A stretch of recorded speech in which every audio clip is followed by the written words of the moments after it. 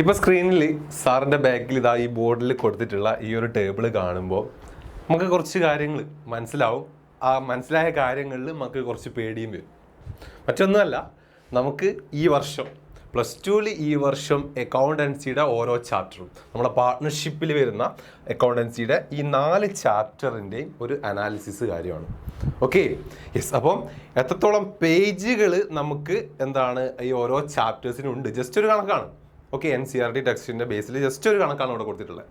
ആ ചാപ്റ്റർ എത്രത്തോളം ഈ 4 ചാപ്റ്റേഴ്സും എത്രത്തോളം ഡിഫിക്കൽട്ടാണ് എന്നുള്ളത് ജസ്റ്റ് ഒരു സ്റ്റാർ വൈസ് ഒന്ന് റേറ്റ് ചെയ്തിട്ടുള്ളതാണ് ഇവിടെ കൊടുത്തിട്ടുള്ളത്.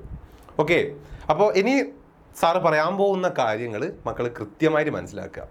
ഓക്കെ, അതിനുശേഷം ഈ വർഷം എങ്ങനെ ഈ ഓരോ ചാപ്റ്ററും പഠിക്കണം എന്നുള്ള കാര്യത്തിൽ മക്കൾ കൃത്യമായിട്ട് എന്ത് ചെയ്യുക, ഒരു പ്ലാന് മക്കളെ മനസ്സ് സെറ്റ് ചെയ്ത് വെക്കുക. നമ്മൾ ഓൾറെഡി നമ്മുടെ ബാച്ചിൻ്റെ പ്ലാനും കാര്യങ്ങളൊക്കെ പറഞ്ഞു. അത് എത്രത്തോളം പേര് മനസ്സിലേക്ക് വേണ്ട രീതിയിൽ എടുത്തിട്ടുണ്ട് എന്നറിയില്ല. ഓക്കെ, സോ അത് അറിയാത്തത് കൊണ്ടാണ് വീണ്ടും ഇങ്ങനെ ഒരു കാര്യം, ഇങ്ങനെ ഒരു അനലൈസിങ് പോലെ നമ്മൾ കുറച്ച് കാര്യങ്ങൾ പറയാൻ പോകുന്നത്. റെഡി? അപ്പോൾ നമുക്കറിയാം അക്കൗണ്ടൻസിയിൽ 4 ചാപ്റ്റേഴ്സാണ് നമുക്ക് പഠിക്കാനുള്ളത്. പാർട്ട്ണർഷിപ്പ് ബേസിൽ 4 ചാപ്റ്റേഴ്സാണ്. ഓക്കെ, ബേസിക് കൺസെപ്റ്റ് വരുന്നുണ്ട്, അഡ്മിഷൻ വരുന്നുണ്ട്, റിട്ടയർമെൻറ്റ്, ദെൻ ഡിസൊല്യൂഷൻ. ഓക്കെ, അപ്പം NCERT ടെക്സ്റ്റ് ബേസിൽ നമുക്ക് ഏകദേശം ഓരോ ചാപ്റ്ററും എത്ര പേജസോളം വരുന്നു നമുക്കറിയാം. നമ്മളൊരു ചാപ്റ്റർ ആദ്യം തന്നെ എടുത്ത് നോക്കുന്ന സമയത്ത് നമ്മൾ ചെയ്യുക എന്താണ്, എത്രത്തോളം ഉണ്ട് ഈ ചാപ്റ്റർ എന്ന് നോക്കുക, എത്രത്തോളം പേജ് നമുക്ക് പഠിക്കാനുണ്ട്. യെസ്, ആ ഒരു കണക്കാണ്. അപ്പോൾ എത്രത്തോളം പേജ് ഉണ്ട് എന്ന് നമുക്ക് മനസ്സിലാകുന്നതിലൂടെ നമുക്ക് എന്ത് കിട്ടും, ഈ ചാപ്റ്റർ എത്രത്തോളം ഉണ്ട്, അല്ലെങ്കിൽ എത്രത്തോളം കണ്ടൻസ് അതിലുണ്ട്, കുറേ കാര്യം നമുക്ക് പഠിക്കാനുണ്ടോ എന്നുള്ളത് നമുക്ക് മനസ്സിലാവും. സോ അതുകൊണ്ടാണ് ഇങ്ങനെ ഒരു കാര്യം ഇവിടെ വെച്ചിട്ടുള്ളത്. ഓക്കെ, പേജ് നമ്പർ വെച്ചിട്ടുള്ളത്. അപ്പോൾ ഇവിടെ നമുക്ക് ഒരു ആവറേജിൻ്റെ ആവറേജ് ജസ്റ്റ് ഒരു കണക്കും കാര്യങ്ങളും അവിടെ കൊടുത്തിട്ടുണ്ട്. ഒരു ആവറേജ് ഒരു 28 നമുക്ക് ഒരു പേജ് നമ്പർ പിടിക്കാം, ഒരു ആവറേജ് പേജ്. റെഡി? അപ്പോൾ ഇവിടെ പേജ് നമ്പർ നമുക്ക് ഏകദേശം ഈ ഒരു കാൽക്കുലേഷൻ വെച്ചുകൊണ്ട് ഒരു ആവറേജ് പേജ് എന്ന് പറയുന്ന സമയത്ത് നമുക്ക് ഏറ്റവും ഒരു ചാപ്റ്റർ പഠിക്കാൻ നമുക്ക് വേണ്ട ഒരു മിനിമം പേജ്, അതിൻ്റെ എല്ലാ കാര്യങ്ങളും ഉൾപ്പെടുത്തിയിട്ടുള്ള ഒരു പേജ്, ഒരു ആവറേജ് ഒരു 28 നമുക്ക് കണക്കാക്കാം അക്കൗണ്ടൻസിൻ്റെ കേസിൽ. കാരണം പ്രോബ്ലംസ് ഒക്കെ വരുന്നതാണല്ലോ. റെഡി? ദെൻ നമുക്ക് ഈ ഒരു പോർഷൻ, ഡിഫിക്കൽട്ടി എന്ന് പറയുന്ന ഈ ഒരു പോർഷനിലേക്ക് വരുന്ന സമയത്ത് ഏറ്റവും ഡിഫിക്കൽട്ടി കുറവ് അതാണ് നമ്മൾ 1 സ്റ്റാർ വെച്ചിട്ട് ട്രീറ്റ് ചെയ്തിട്ടുള്ളത്. ഓക്കെ, ഏറ്റവും ഡിഫിക്കൽട്ടായിട്ടുള്ള ചാപ്റ്ററാണ് 3 സ്റ്റാർ വരുന്നത്. റെഡി? അങ്ങനെയാണ് കൊടുത്തിട്ടുള്ളത്. അപ്പം മക്കൾക്ക് നോക്കാം ഏകദേശം എങ്ങനെയാണെന്നുള്ളത്. നമുക്ക് ആദ്യത്തെ ചാപ്റ്റർ ആയിട്ടുള്ള പാർട്ട്ണർഷിപ്പിൻ്റെ ബേസിക് കോൺസെപ്റ്റ് തന്നെയാണ് നമുക്ക് ഏറ്റവും സിമ്പിൾ ആയിട്ടുള്ള ചാപ്റ്റർ. കാരണം അതിൽ കൂടുതലായിട്ട് നമുക്ക് ഒന്നും പഠിക്കാനില്ല, കുറച്ച് കാര്യങ്ങൾ നമ്മൾ ബാച്ചിൽ പഠിച്ചതാണ് അല്ലേ.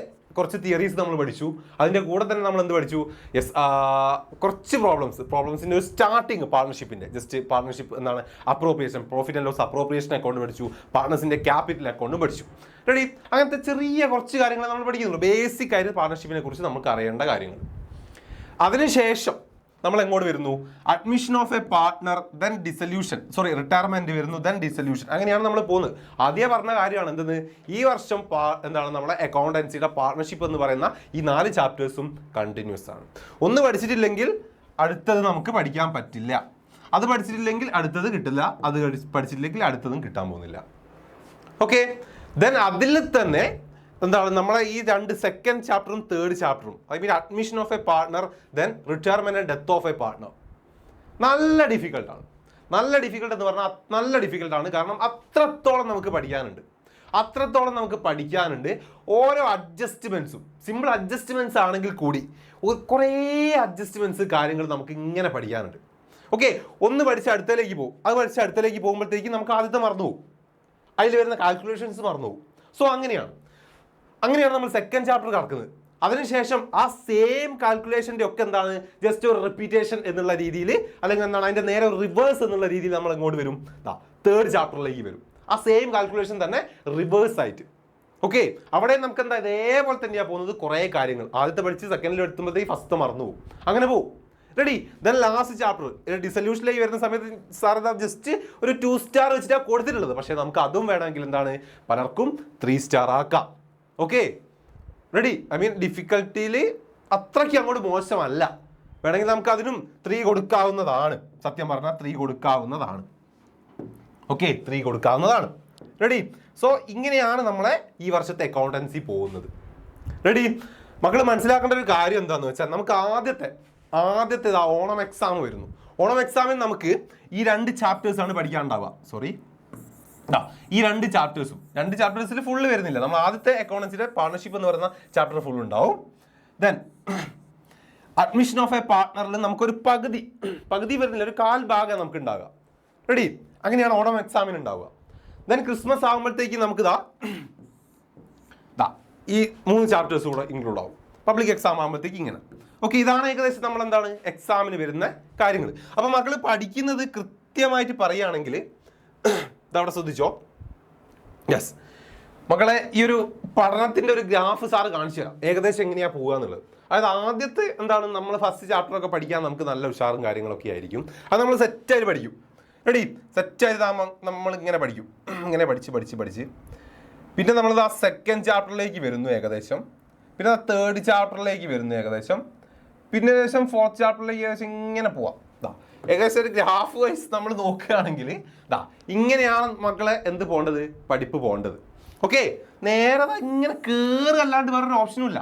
3rd ചാപ്റ്റർ കുറച്ചൊരു ഡിഫിക്കൽട്ടി കുറവാണ് എന്നുള്ള ബേസിലാണ് സാർ ജസ്റ്റ് ഒന്ന് വേണമെങ്കിൽ എന്താണ് താത്തി കാണിച്ചത് ഗ്രാഫ്. വേണമെങ്കിൽ അവിടെ എന്ത് ചെയ്യാം, ഡിഫിക്കൽട്ട് ആണെന്നും നമുക്ക് കൂട്ടാം, അതിനനുസരിച്ച് നമുക്ക് അതും മേലോട്ട് കയറ്റാം. സോ ഒരിക്കലും എന്താണ് നമുക്ക് ഈ ഒരു ചാപ്റ്ററിന്റെ ഇടയിൽ എന്ത് സംഭവിക്കുന്നില്ല, നമുക്കൊരു ഡിഫിക്കൽട്ടി കുറഞ്ഞ ചാപ്റ്റേഴ്സും വരുന്നില്ല, അതിങ്ങനെ കൂടി വരികയാണ് ചെയ്യുന്നത്. സോ പഠിപ്പിന്റെ കാര്യത്തിലും മക്കൾ അങ്ങനെ തന്നെ പോകണം. ഓക്കെ, അങ്ങനെ തന്നെ പോകേണ്ടതുണ്ട്. റെഡി? ഒന്ന് പഠിച്ചിട്ടില്ലെങ്കിൽ അടുത്തത് സീനാണ്. നമ്മൾ ആദ്യത്തെ ചാപ്റ്റർ നമ്മളെ ബാച്ചസിലൊക്കെ ക്ലാസ് നമ്മൾ സെറ്റായി ചെയ്തു, മക്കൾ എക്സാമും കാര്യങ്ങളൊക്കെ എഴുതി. ഇനി നമ്മുടെ സെക്കൻഡ് ചാപ്റ്റർ ഇപ്പോൾ നടന്നുകൊണ്ടിരിക്കുകയാണ് അല്ലേ, പാർട്ട് 2 ഇന്ന് സാറ് വരും, സഖീർ സാറ് വന്നിട്ട് എടുക്കുന്നുണ്ട്. റെഡി? അപ്പോൾ അത് കൃത്യമായിട്ട് എന്ത് ചെയ്യുക, പഠിച്ചിട്ട് തന്നെ പോവുക. അതേ പറയുന്നത് എന്തുകൊണ്ടാണ് എന്ന് വെച്ചാൽ ഒരു ചെറുതായിട്ട് പോലും മക്കൾ എന്ത് ചെയ്യാതിരിക്കുക, പഠിക്കുന്ന കാര്യത്തിൽ പ്രത്യേകിച്ച് അക്കൗണ്ടൻസിയുടെ കേസിൽ ഡൈവേർട്ടായി പോരുത്. സോ അതുകൊണ്ടാണ് ഇങ്ങനെയൊക്കെ സ്റ്റാറൊക്കെ ഇട്ടിട്ട് വീണ്ടും കാര്യങ്ങൾ പറയുന്നത്. റെഡി? ഈ admission of A partner, retirement and death of A partner confusion അടിച്ച് അവസാന സമയമാകുമ്പോഴേക്കും പബ്ലിക് എക്സാമിനേക്ക് ഇതെല്ലാം നമ്മൾ റിവൈസ് ചെയ്യുന്ന സമയത്ത് മക്കളെ കിളിങ്ങനെ പറക്കും. മനസ്സിലാക്കുക, കിളിങ്ങനെ പറക്കും. ഒരു സാധനം എന്താണ് ചെറുതായിട്ടൊരു ടെൻഷൻ വരെ വന്നു കഴിഞ്ഞാൽ പോയി കംപ്ലീറ്റ് ഔട്ട് ആവും.